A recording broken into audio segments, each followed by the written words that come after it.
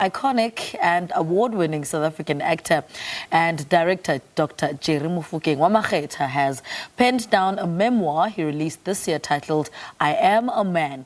The book details how he has always lived with a longing feeling to belong. And after many years of feeling like an outsider even within his own family structure, at the age of 58, he discovered his real father's identity.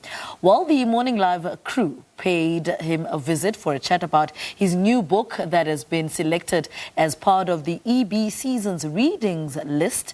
Let's take a look at a conversation he had with one of our producers, Ikgomotseng Segopolo. Take a look. Why did you decide to write this book? At age 58, I found out who my father was, and that really started the journey for this book. And I was struggling with identity, really struggling with identity. Who am I? Who are my children? Who are my grandchildren? And then, of course, I've had several episodes and journeys and encounters and moments of reflection.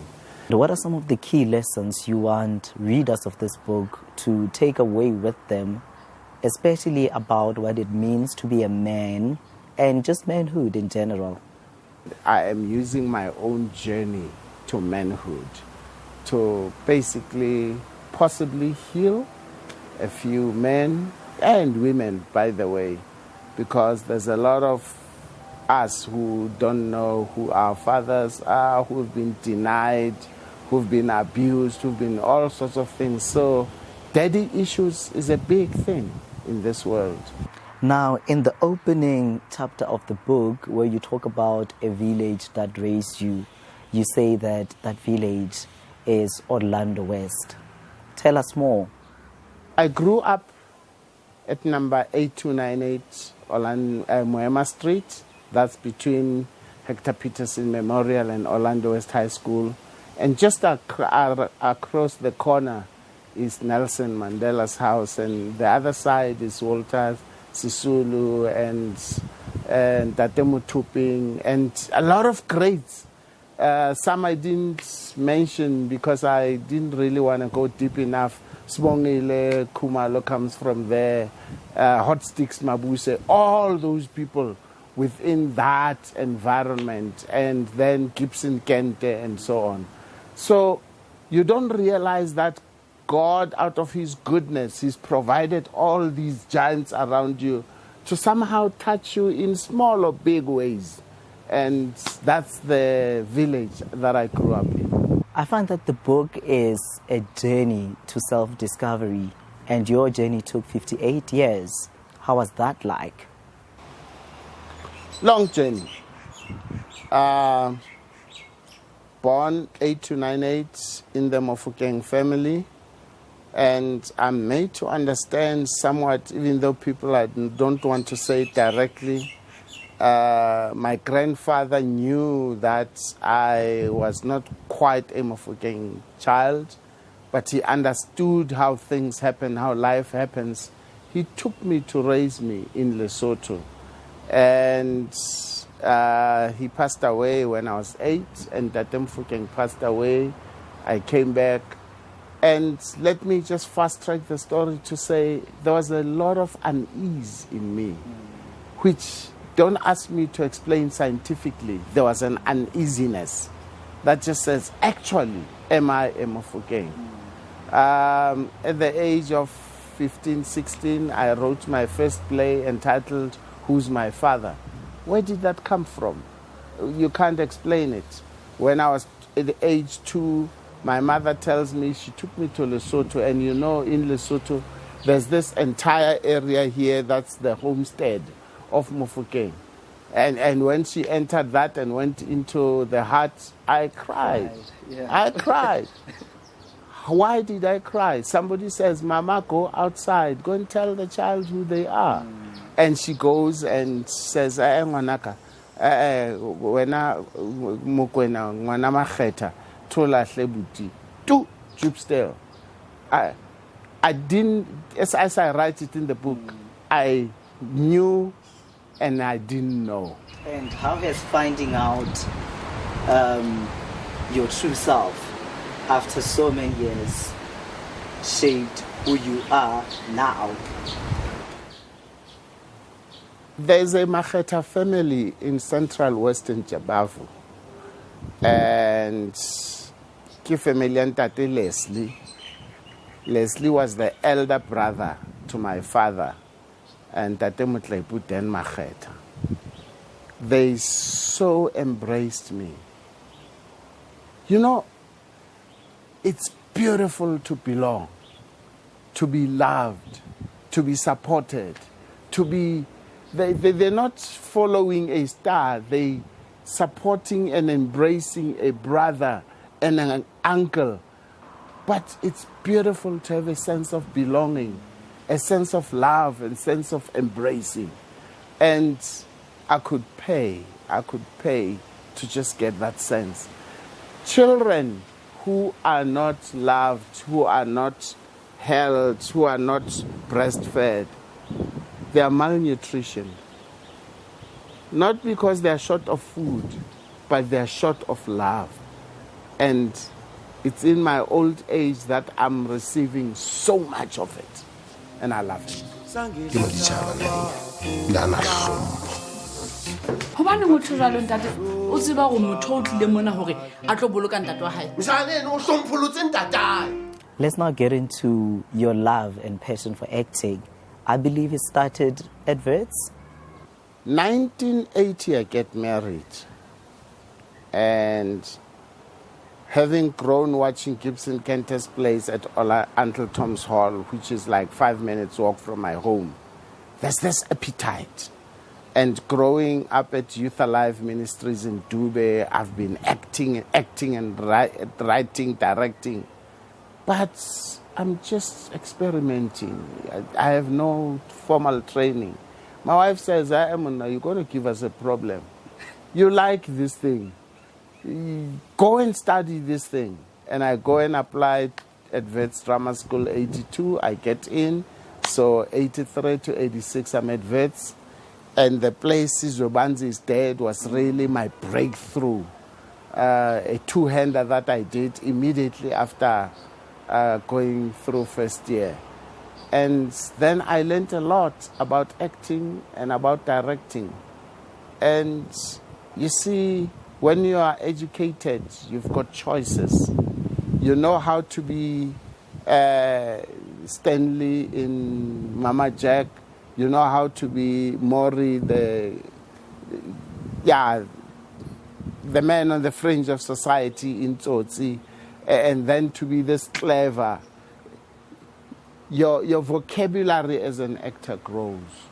Your vocabulary as a director grows. And that is the beauty of having been to Wits and Columbia in New York. Having grown up watching Gibson Kente, how much of an influence did he have on you as an actor? Major. I probably would not have gone into the performing arts had I not been to Uncle Tom's Hall and seen Gibson Kenter's plays. And starting with Lifa, Sikalo, How Long, Zui, and all those plays.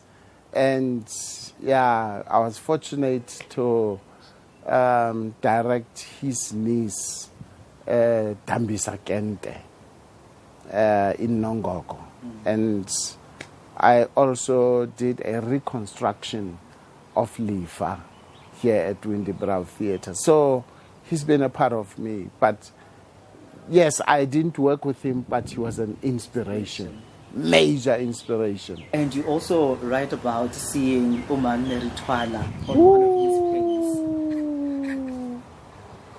plays. Meritwala in Lifa. At that tiny age, she played this woman who was from the rural areas. The husband had left her there to come and work in Gauteng. And what happens in Gauteng, the women who who have lost their husbands must now find a man to live with. And so her husband is living with another woman.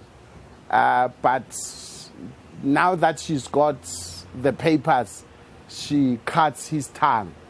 And so Mary Twala's husband is here and he can't speak. And how do you come to Gauteng, get off at Park Station and say, I'm looking for Mr. So-and-so? And that was that. And then she lost her mind out of the frustration and everything. I remember Mary on stage digging through dustbins.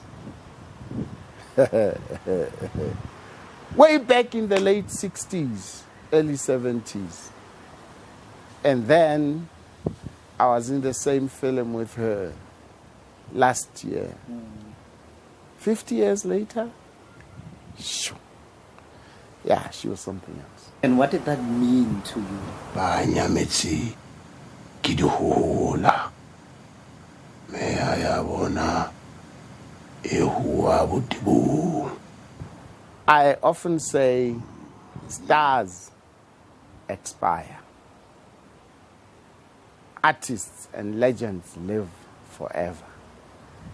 And you see, Mama Mary did not have 10,000 followers. She probably had no followers, didn't have a page. But she, when she got on stage, when she got in front of the camera, she transformed. And that's what it meant to me. She was an artist. She was truly a legend. Just by looking at your career accolades and Mama Mary Twala's accolades and other legends, what lessons do you want young and emerging artists to get from your journeys? There are so many things I want young people to learn. One of them is stay with the basics. There are things that you must do as an actor. You must be professional in everything that you do. When you do an audition, be professional. When you rehearse, be professional. When you perform, be professional. And in your acting, go and do your homework. Do your homework. You're not doing a director a favor. You're doing yourself and your fellow actors. 2, be giving. In other words, when I play against you, like when we play tennis, the better your game, the better my own game gets. So be giving, because the more you give, the more the game gets better for both of us. This thing, some big actors who say, no. I don't do lines. I don't do word runs. You go and do your thing there. It's number 3. The bigger you are, the more successful you are, the better you are. Be a good human being to work with. Oh, for goodness sake, be a good human. Be good at your work and be a good person. What does getting rewarded for your performances mean to you? When you perform, when you do a role, you don't do it for the awards. And then the awards come and you just think, sure, so I did get it right. So I did make an impact. And it just makes you feel good. You see, you're not going to walk around on every set and with your trophies to say, I won Golden Horn. I'm a Lifetime Achievement Award. So yes, I got a few Golden Horns. I got a Lifetime Achievement Award in South Africa, Golden Horn. I got another award in America, Africa Film Legend. And I've got those. And then I got another Golden Horn after getting the Lifetime Achievement Awards. So when you get the Lifetime Achievement Award, it's not the end of you. It just says you have matured like good old whiskey, but you can still get better. When I got the honorary doctorate from the University of the Free State, I thought, no, I'm not just going to take this silently. I want to do something, and I want to do it in a way that people don't expect it. And I did a production of The Island with 2 women. One Mosotho, one Afrikaner. It's those things that you do it, and whether there's an award for it or not, it doesn't matter. You have been good to yourself and to the craft and to the audiences.